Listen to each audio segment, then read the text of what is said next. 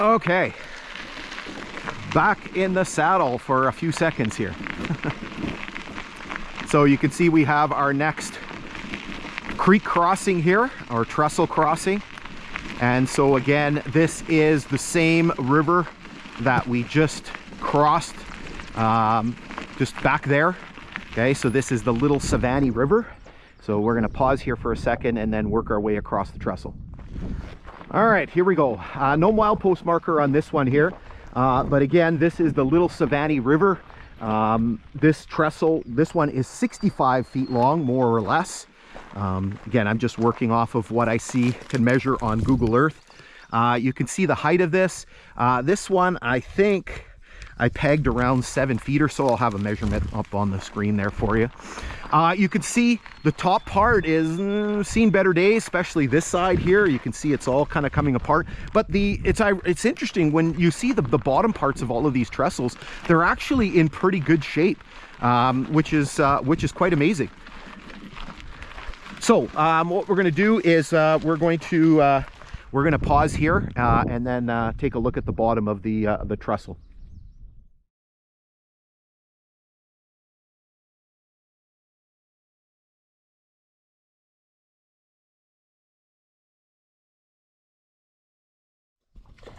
All right, so we're down here at the river level. Here you can see the northeast corner of the trestle, and we can see 1, 2, 3, 4, 5, 6, 7 vents.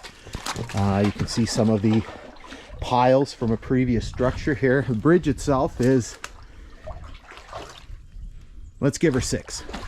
Let's give her 6 feet, because I'm kind of almost at head level here, and I'm kind of standing up on this little mound here. So let's give it 6 feet.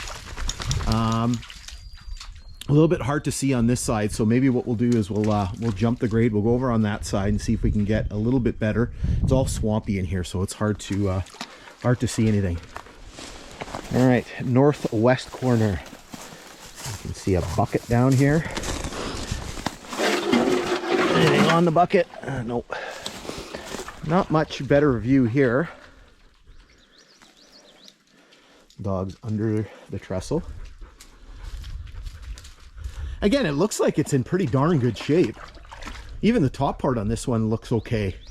The piles and the decking and everything look in not bad shape. Let's jump over here to the south side. Oh.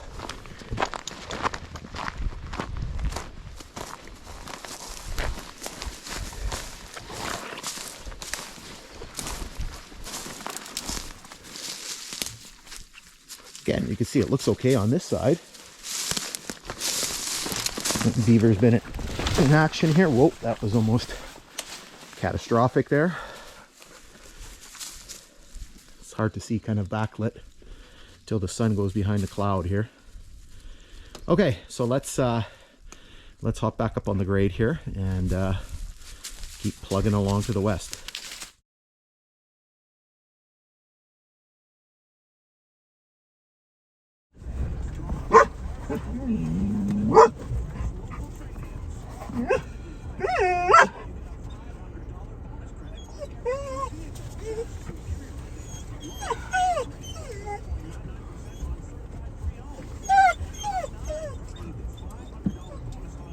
Maybe we'll move off the bridge. Okay, here we go again. So literally we are going to be working our way this way, and then there's another trestle coming up just up ahead over there. I think I got going down, I got some thorns in my knees here. Not necessarily comfortable.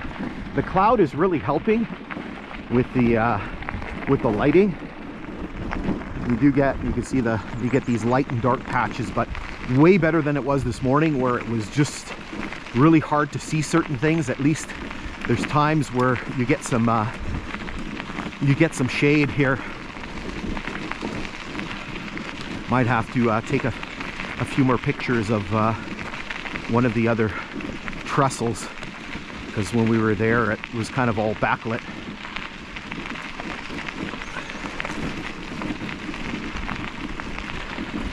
can see there's an incline here. So I don't know what the elevation is at Larson, but I'll put that up on the screen. We're climbing because eventually, so we're going to Mac, and then past Mac, the next station, which was not an original station, was added after, which is George. George is at the height, very close to the height of land, so basically the highest point. And so at George, I think we hit around 1,670 feet above sea level, and which is pretty impressive because this line at Thunder Bay starts around 1620. I think Lake Superior is around 600, and this line starts about 1620, 1625, something like that. This is kind of an unusual area here. This is kind of a carryover from the previous section where it was all sort of swampy.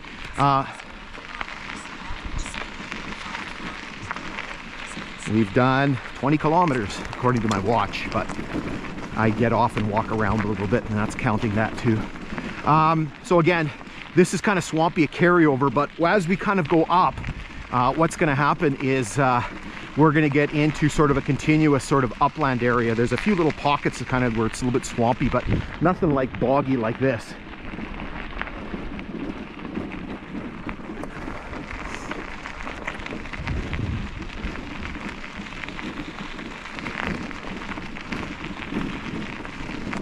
Hopefully the bike and the trailer hold together. I've been having some issues with the coupler on the trailer. It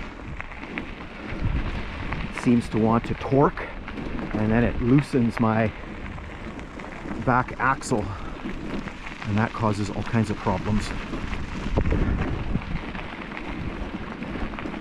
So I think, how much further is the next? Okay, the next trestle is coming up in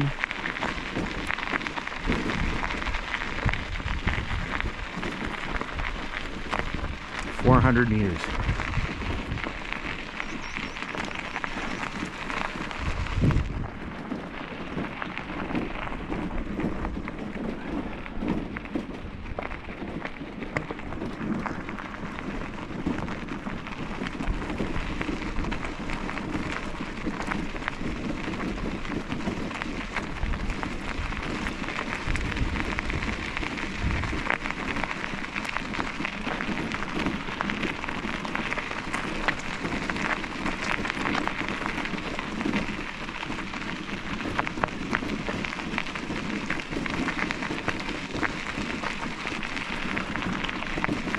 So before we get to the trestle here, just a note on the, I mentioned before, the cloud has rolled in. It's a beautiful day, it's nice. It was chilly this morning, but what a contrast to what we've been having lately.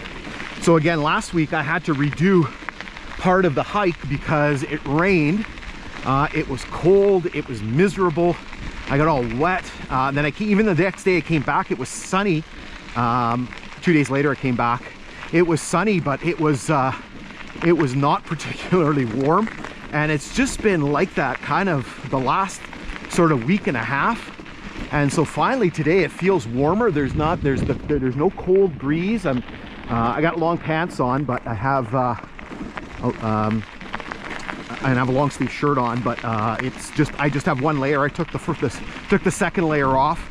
I had my skull cap on this morning, but it's off, and didn't even put my gloves on. I had them with me, but I didn't put them on. So it's been nice. So again, it's actually kind of a nice day for a change here. The breeze is a little cool, but it's not particularly intense by any stretch of the imagination. Okay, so let's hold up here, and then we'll head over to the trestle crossing.